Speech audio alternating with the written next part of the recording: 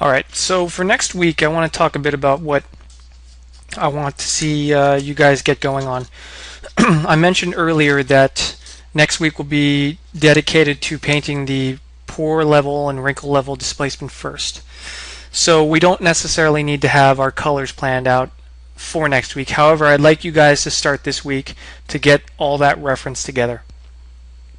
So based on the reference resources that I've showed you, and then any other resources that you may want to come up with or think about, start gathering reference that you like to use as purely reference to refer to, and reference that you may even want to use in your textures.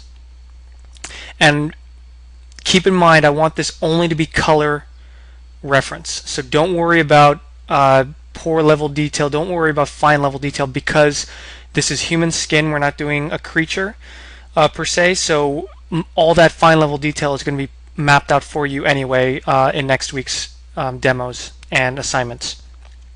So I want to kind of bring up some color concepts from previous runs of the course. Obviously disregard the character, but this is kind of the idea that I want you guys to start coming up with. I think it's important for you guys to come up with backstories as well for your characters. This will give you more interest and more, it give you an opportunity to focus more specifically on things that you're searching for. I find that without boundaries and limitations, it becomes very hard creatively to come up with ideas and decisions. So if you confine yourself to specific constraints, then you're going to find that making creative decisions are going to be easier, and ultimately you're going to get a better product because you're setting yourself up for success, rather than having a blank canvas and then having anything go, and then you just start making decisions willy-nilly, and then it just gets very muddled. So not necessarily for next week, but starting this week and going onwards, I want you guys to start developing color palettes like this and color concept sheets where you have the character. You can either do screen grab from Photoshop or screen grab from your computer, whatever you want to do to get your character in place. And don't worry about, these guys have gone in and done actual finer detail type stuff. This is actually a pretty good example. Oh, I hate this tab feature. I want you guys to focus on pure color palettes. So, you know, you can actually use animal and creature reference for the color palette and then translate it onto the elf. But, you know, I want you guys to start thinking about this stuff and putting together sheets like this where it starts defining different color palettes and experimenting with composition of certain things. So I'm just going to rifle through some of these. This one doesn't have the, and you don't even need the character actually. If you don't want to start with, you can start with just reference and simple color, just to start blocking out the palette. But then eventually we do want to bring the character into the sheet and start just really roughly, gesturally roughing in all these colors based off of your reference. I think it's a very good exercise in color theory, it's a very good exercise in composition, and it's a good exercise in just general color development as a texture painter.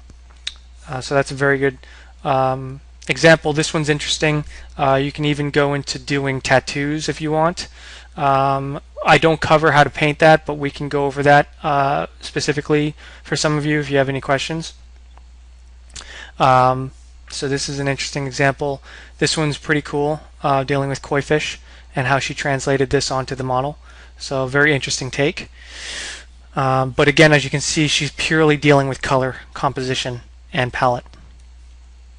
Again, this one is interesting, dealing with kind of face paint, which you can do. And again, I don't cover that in the tutorials, but if you want to, we can go over that later on. And then this one's very cool.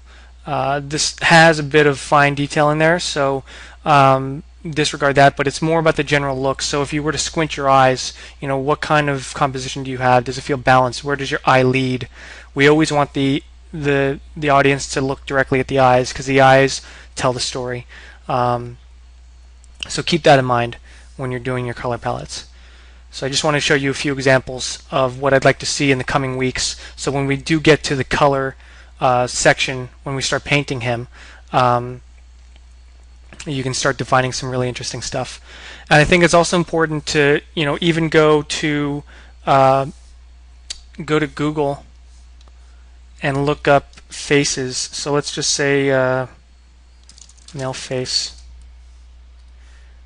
Look some images. We're going to set the size to large, and start looking at faces and different complexions, because unlike creatures, which have a lot of different logic, it's got different logic to it in terms of color variation. Human faces have a very specific formula in terms of coloration.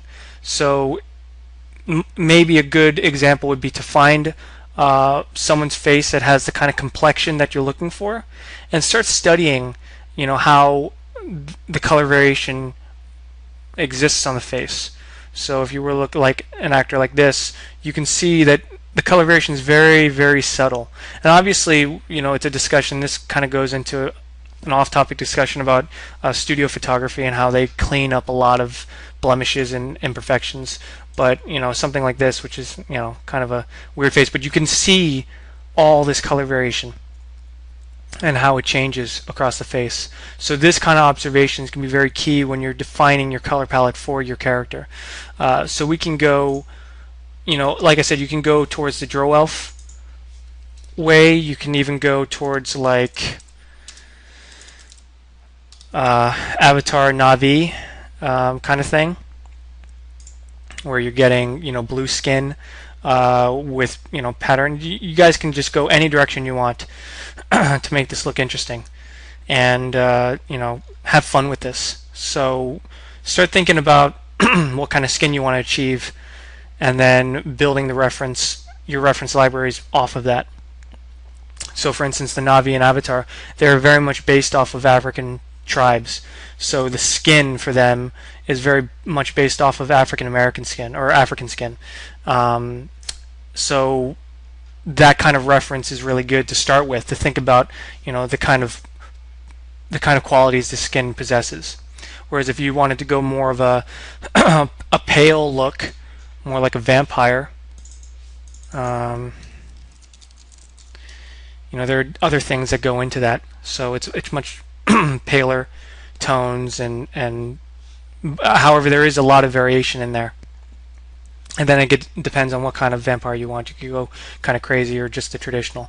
So have a think about what you want to do. Come up with a little bit of a backstory, and start gathering the reference that's going to help you and support you in your endeavors when you're painting your character.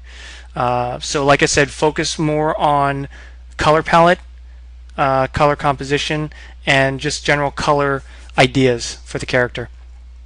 And then when we get into the actual painting of the skin for color, you all will be set up for success.